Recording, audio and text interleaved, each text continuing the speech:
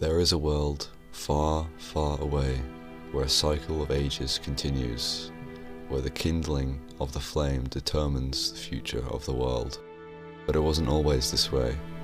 At first, the world was a grey and empty vessel.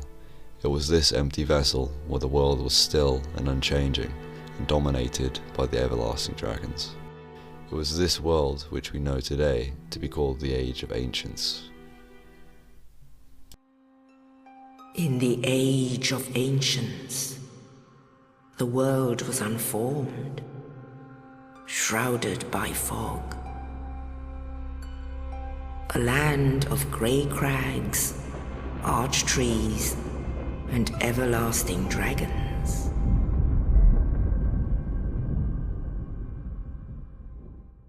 The Age of Ancients was the beginning of Dark Souls. I like to think about this age within the Dark Souls story like our world before there was a Big Bang, like an empty vessel of space before there was something. But then came the flame. The origins of how the flame came to be remain a mystery, but what we do know is that it was this event that changed the world entirely, and transformed the world from the Age of Ancients into the Age of Fire. Thus began the Age of Fire.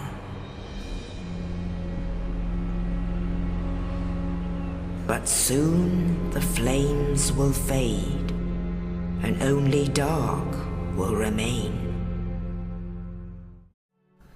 The flame gave souls to creatures all around the world, allowing them to come alive. But there were 4 souls, however, that were not like the rest. Gwyn, the Lord of Sunlight, discovered the soul of light. The Witch of Izalith discovered the soul of life. Nito, the first of the undead, discovered the soul of death, and a creature called the Furtive Pygmy discovered the soul of dark. It was with these discoveries that introduced things into the world like disparity, light, dark, life, and death. But there was one discovery from the Dark Soul that introduced the concept of humanity into the world, but we'll get to that later. With this new era of the world came a very big problem. The problem was the fact that these creatures need to continue the Age of Fire and rekindle the flame in order to keep the flame alive, or face a world without flame, a world of darkness. In order to keep the flame alive, the creatures must sacrifice souls from chosen undead and lords alike to rekindle the flame and continue the Age of Fire.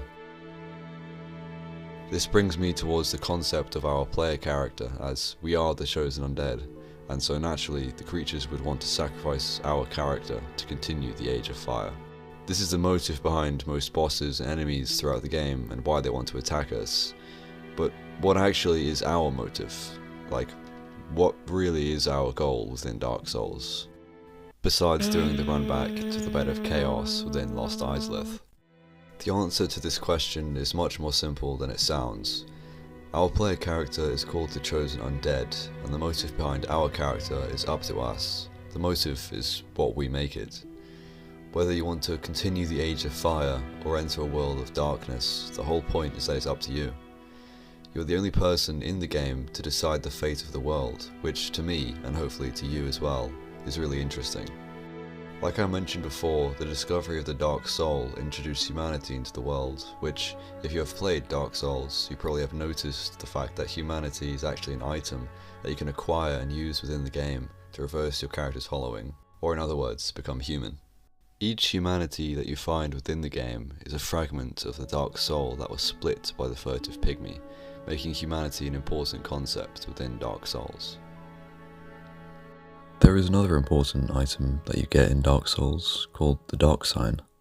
Since the first flame began to weaken, a dark ring of fire has manifested upon the bodies of certain humans. It is this ring that represents a sign of dark within those that withhold this ring. If one possesses this ring, it marks you as an ageless immortal, though your endless survival comes at the cost of your own souls and sanity until you eventually go hollow. This is why within the game your character never truly dies, as you possess the undead curse at all times throughout the game. This brings me to the concept of hollowing. So what actually is hollowing? Long ago, humanity was submerged within every human, but when the undead curse was put onto them, humanity became oppressed. During this time, humanity came to rely heavily on their white soul for their sense of self. This is the reason why we, the chosen undead, seek and consume souls to become more powerful. It is to find our sense of self throughout our journey.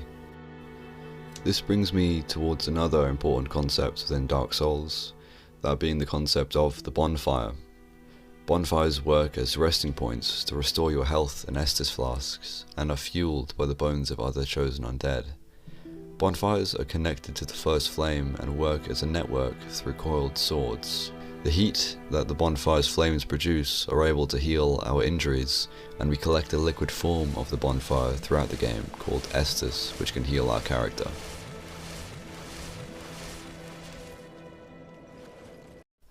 This brings me to my final point, which I think is worth mentioning. Why did Gwyn sacrifice himself?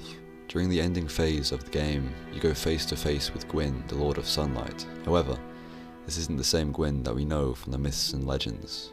No, what you fight is a hollowed version of Gwyn, as he sacrificed himself and offered his soul as fuel to rekindle the flame and uphold the power of the gods.